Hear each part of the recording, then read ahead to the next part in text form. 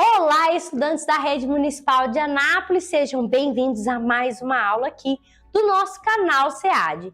E essa é aquela aula que prepara você para as avaliações externas, SAEB, SAEGO, e que a gente precisa, resumir todo o conteúdo em algumas questões mais aplicáveis. Então, nessa aula de hoje, a gente vai falar sobre esse assunto aqui, que é variedade da língua portuguesa, do coloquial ao formal, que são variedades da língua. Nós temos aqui como desafio, quando você está conversando com seus amigos, a forma como fala é a mesma que usa para escrever um e-mail para o professor ou para uma empresa? Então, vocês lembram da gente falar sobre isso? Que existe uma forma falada e uma forma escrita.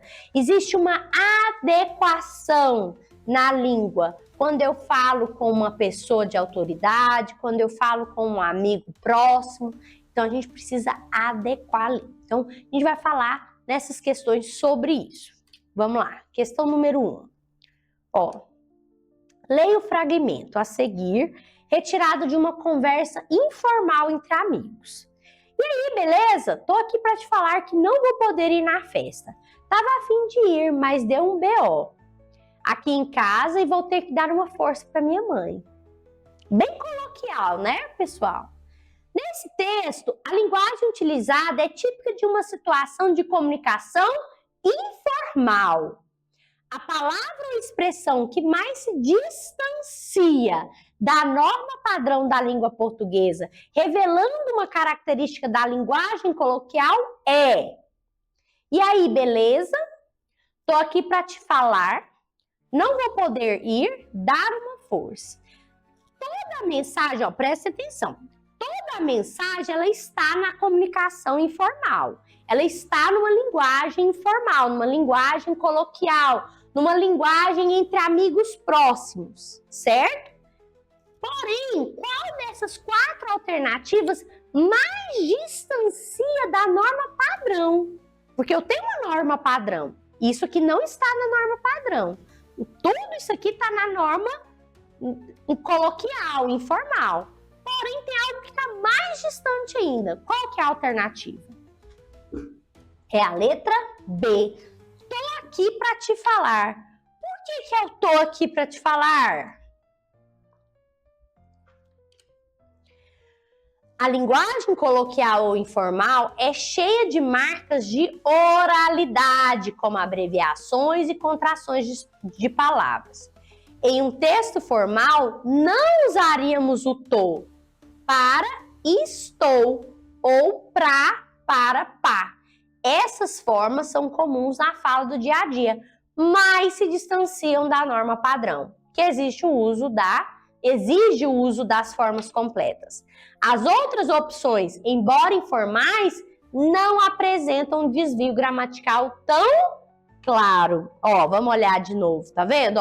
E aí, beleza? É uma expressão da oralidade, mas não tem nada muito distante da norma padrão. Não vou poder ir, tá correto, e dar uma força também é uma expressão, mas ela não tem nada de distanciamento da norma padrão que a gente fala da gramática, né, gente? Tô aqui tá errado se eu fosse analisar a gramática, né? Estou aqui. Ok, questão número 2 agora. Um jovem do interior do Nordeste, ao se mudar para uma capital do Sudeste, sofreu discriminação por causa de seu sotaque e de algumas palavras que ele usava, como arretado e cabra. Essa situação é um exemplo de preconceito linguístico, pois a língua é um elemento cultural dinâmico e diversificado. Sobre a variedade linguística, é correto afirmar. Então, vamos pensar aí sobre discriminação, preconceito. Letra A norma padrão deve ser a única utilizada em qualquer situação de comunicação para evitar preconceito? B.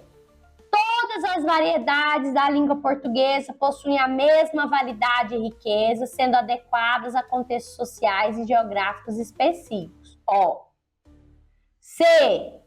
O sotaque regional de um falante é uma forma de linguagem incorreta e deve ser corrigido para se adequar à norma padrão?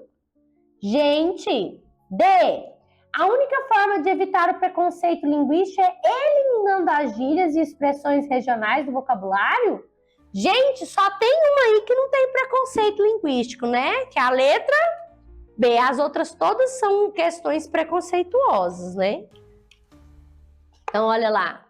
O preconceito linguístico surge da ideia errada de que uma forma de falar é superior à outra. Na realidade, a língua é viva e se adapta a diferentes grupos sociais, regiões e situações. O sotaque de um nordestino, as gírias de um jovem ou as expressões de um gaúcho não são erradas. São apenas variações que revelam a diversidade e a riqueza cultural da língua portuguesa. A norma padrão é importante para situações formais, mas não deve ser usada para julgar ou desvalorizar as outras variedades. Gente, essa questão é importantíssima, tá? Importantíssima. Porque quando a gente julga a forma que uma pessoa fala, isso é preconceito. Preconceito linguístico. Então, isso a gente não faz, tá bom? Isso não pode, é errado, ok? Então, a variação linguística na verdade, um traço cultural, um traço que diz muito sobre a diversidade do Brasil, tá bom? Questão número 3.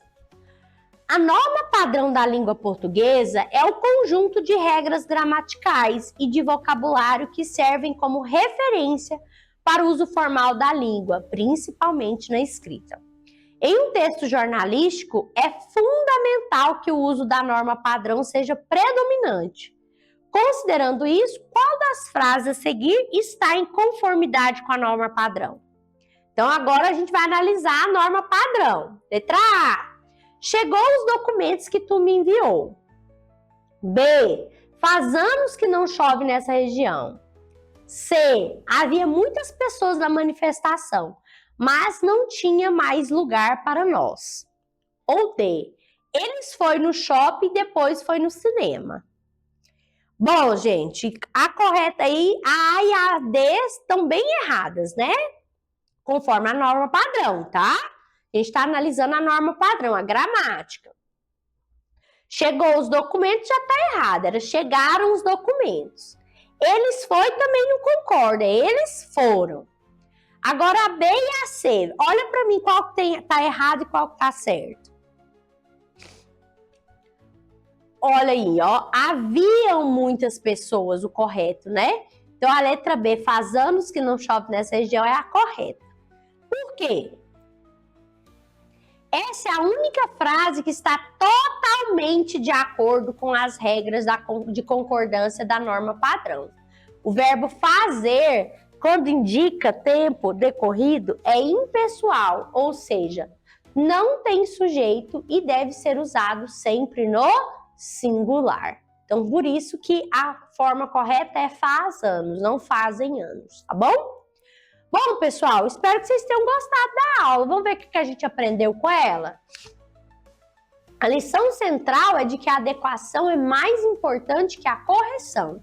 Usar a variedade linguística certa para cada contexto é o que torna nossa comunicação eficaz.